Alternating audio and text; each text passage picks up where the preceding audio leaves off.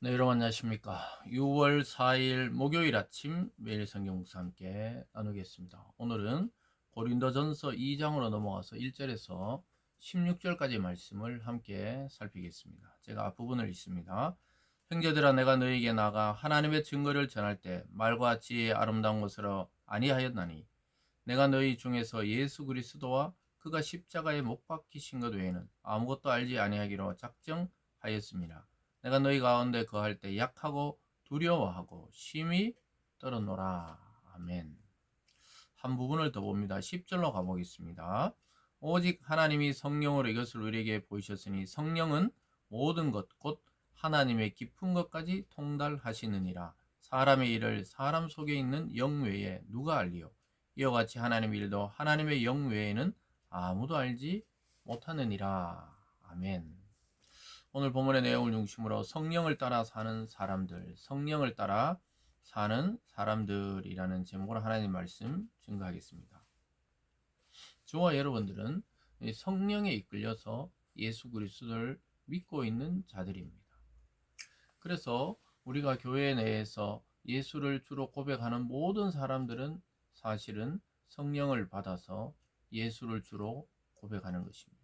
성령이 아니고서는 예수님을 그리스도, 즉 우리의 구원자로 고백할 수 없다고 성경은 말씀하고 있습니다. 오늘 바울은 자기의 전도의 힘의 근원은 성령님이었다고 이야기합니다. 그리고 성령으로 계시된 하나님의 이 말씀을 성령을 받은 자가 아니고서는 해석할 수 없다는 것입니다.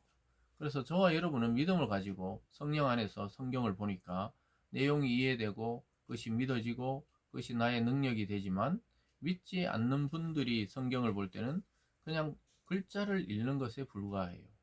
그냥 동화책이나 소설책 읽듯이 그렇게 읽어지는 것에 불과합니다. 그런데 우리 속에 성령께서 인도하셔서 내주하셔서 이 성경을 읽을 때 아주 놀라운 하나님의 지혜가 이 속에 숨겨져 있다는 것을 알게 됩니다. 그 하나님의 지혜의 핵심은 바로 예수 그리스도라는 사실입니다. 예수님을 안다는 것이 이 세상 최고의 지식이요 지혜라는 것입니다. 그것이 하나님의 지혜입니다. 그래서 아까 읽어드린 대로 우리가 11절에 사람의 일을 사람 속에 있는 영 외에 누가 알리요? 이와 같이 하나님의 일도 하나님의 영 외에는 아무도 알지 못하느니라. 하나님을 알려면 성령의 인도를 받고 성령의 기름 부으심을 받고 성령의 충만함을 받아야 하나님을 알 수 있다는 거예요. 우리의 지식과 인식과 경험으로 하나님을 알 수 있는 분이 아니라는 것입니다. 여기 보면 사람의 일을 사람 속에 있는 영, 즉 우리 속에 우리가 인간은 영혼과 육신의 결합체잖아요. 그래서 우리가 영혼이 있기 때문에 하나님을 사모하는 것이죠. 그것처럼 하나님의 일을 알려고 하면 하나님의 영이신 성령님의 인도를 따라야 한다는 것이죠. 그래서 우리가 11절로 12절에 넘어가 보면요. 우리가 세상의 영을 받지 아니하고 오직 하나님으로부터 온 영을 받았으리. 이는 우리로 하여금 하나님께서 우리에게 은혜로 주신 것들을 알게 하려 하심이라. 분명하게 이야기하죠. 우리가 알아가는 것이 아니라 알게 하신다는 거예요. 하나님의 성령이 우리 속에 오시면 우리에게 주신 은혜로 우리에게 주신 것들, 즉 구원과 또 우리에게 성화와 또 나중에 영화롭게 되는 것, 이런 모든 것을 어떻게 알게 되었냐? 우리에게 오신 성령이 그것을 알게 했다는 것입니다. 앞으로 돌아가서 바울이 자신의 전도도 그렇고 또 자기가 사역하는 모든 것은 결국 하나님의 영으로 가능했다는 것을 말합니다. 그리고 자기는 이 세상의 말과 지혜의 아름다운 것, 그 당시에 헬라 철학자들이 아주 수려한 언변, 수사학을 배우면서 아주 사람들을 설득하는 그 아름다운 것으로 하지 아니하고 자기가 전도하는 것, 증거하는 것은 오직 십자가에 못 박힌 예수님 외에는 아무것도 전하지 않기로 생각했다. 이렇게 말합니다. 2절로 가보면요.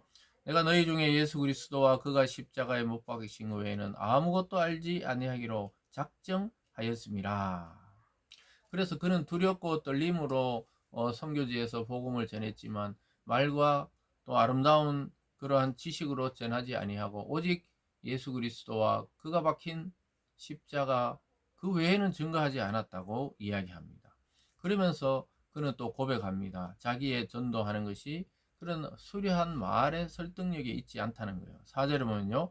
내 말과 내 전도함이 설득력 있는 지혜 말로 하지 아니하고 다만 성령의 나타나심과 능력으로 하여 너희 믿음이 사람의 지혜에 있지 아니하고 다만 하나님의 능력에 있게 하려 하였노라. 설득력 있는 지혜의 말, 사람의 말이 아니라 성령의 나타나심, 즉 성령의 역사, 기적과 표적을 보여주시는 성령의 역사와 그 능력으로 했다는 것입니다. 사랑하는 여러분, 우리가 복음을 전하고 또 우리 자신이 복음의 사람이 되는 것은 내 능력, 내 지식, 내 말의 능력이 아니라 하나님의 성령의 능력과 나타나심으로 가능한 것입니다. 우리는 그 성령의 나타나심의 통로일 뿐입니다. 왜냐하면 하나님의 영이시니 눈에 보이지 않지요. 근데 이미 하나님의 영을 받은 성도들이 누군가에게 복음을 전할 때 그 성령의 통로가 되어서 우리가 전한 말씀이 그 사람 마음에 박히면서 성령이 역사하셔서 누군가가 또다시 복음을 듣고 믿게 되는 것이 바로 전도입니다. 바울도 그러했다는 거예요. 바울이 세상적 지식이나 또 헬라 철학을 몰라서 그런 게 아니에요. 그는 그 당시 최고의 엘리트 코스를 밟던 그러한 자였습니다. 근데 그는 그가 배웠던 그 모든 것을 배설물처럼 여겼다. 이렇게 고백했죠. 그와 같이 오늘 또 그 이야기를 합니다. 자기는 예수 그리스도와 그분이 못 박힌 십자가 외에는 알지 아니하기로 작정했다는 거예요. 그러면서 그는 계속해서 세상이 알지 못하는 하나님의 지혜에 대해서 이야기합니다. 그 하나님의 지혜는 바로 예수 그리스도를 말하는 것이죠. 계속 한번 내려가 봅니다. 7절에 오직 은밀한 가운데 있는 하나님의 지혜를 말하는 것으로서 곧 감추어뒀던 것인데 하나님이 우리의 영광을 위하여 만세전에 미리 정하신 것이라. 이 지혜는 이 세대의 통치자들이 한 사람도 알지 못하였나니 만일 알았더라면 영광의 주를 십자가에 못 박지 아니하였으리라. 우리 주님께서는 이렇게 천대받고 죽임당할 뿐이 아니란 거예요. 영광의 주님 예수 그리스도를 아는 지혜가 없는 사람들로 구성되어 있기 때문에 이 세대의 통치자들이 한 사람도 예수님을 바로 알지 못해서 그를 십자가에 못 박았다고 이야기하고 있습니다. 이것이 하나의 하나님의 수수께끼 같은 비밀입니다. 어찌 십자가에 못 박혀 죽은 예수님이 나의 구주, 우리의 구주가 되시나? 사람들은 의아해했고 믿지 않았습니다. 그런데 그것이 하나님의 트릭, 하나님의 비밀이었습니다. 사도 바울이 지금 그 이야기를 하는 거예요. 아무도 이 세상에 지혜롭다고 하는 그 통치자들이 주님을 알아보지 못해서 그를 결국 십자가에 못 박았다는 것이죠. 그래서 우리 주님은 영광의 주님입니다. 영광의 주님. 이 땅에서는 낮고 천하고 죽임까지 당하셨지만 결국 하나님이 그를 영광스럽게 하셨다고 성경은 이야기하고 있습니다. 이것이 바로 세상이 알지 못하는 하나님의 지혜의 핵심입니다. 예수가 그리스도다. 즉 예수가 온 인류를 구원할 메시아, 구원자였다는 사실이 아주 세상이 알지 못하는 숨겨진 비밀 같은 지혜였습니다. 그럼 이런 하나님의 지혜를 어떻게 안다고요? 성령의 인도를 따라 성령의 역사하심으로. 아까 우리가 초반부에 살펴보았던 사람의 일은 사람 속에 있는 영이 알고 하나님의 일은 하나님의 영 외에는 알지 못한다. 즉 그래서 우리는 세상의 영이 아니라 하나님으로부터 영을 받아서 하나님께서 우리를 어떻게 구원했는지 깨닫게 되었다는 거예요. 그래서 우리가 성령을 따라 사는 사람들이란 사실을 인지하고 인식하고 의식하며 살아야 합니다. 오늘도 그냥 습관적으로 내 생각, 내 감정, 내가 했던 과거의 어떤 그런 경험을 가지고 자꾸 살아나가려고 우리는 노력하는데 사실은 전혀 다른 오늘입니다. 오늘은 오늘의 하나님이 주시는 은혜, 성령님의 역사를 따라 살아가는 것이 새로운 삶인 것이죠. 그래서 성령은 우리에게 하나님께서 우리에게 주신 은혜, 구원을 깨닫게 한다고 말하고 있습니다. 그러면서 13절 끝에 보면요. 오직 성령께서 가르치신 것으로 하니 영적인 일은 영적인 것으로 분별하느니라. 성령을 받은 자는 분별하는 거예요. 이게 세상의 영인지 하나님의 영인지 세상의 일인지 하나님께 유익한 건지 이 분별하며 살아갈 수 있게 되는 것이죠. 그래서 성령을 받지 아니하고는 그리스도를 주라 할 수도 없고 성령에 이끌려 살지 않으면 세상의 영에 이끌려 살아가는 자가 되기 때문에 예수를 믿어도 말씀과 성령에 휩싸여 있지 않으면 우리는 자칫 잘못하면 믿음과 구원에 대해서는 우리가 가지고 있지만 세상에서는 세상 사람처럼 살아갈 확률이 많은 것이죠.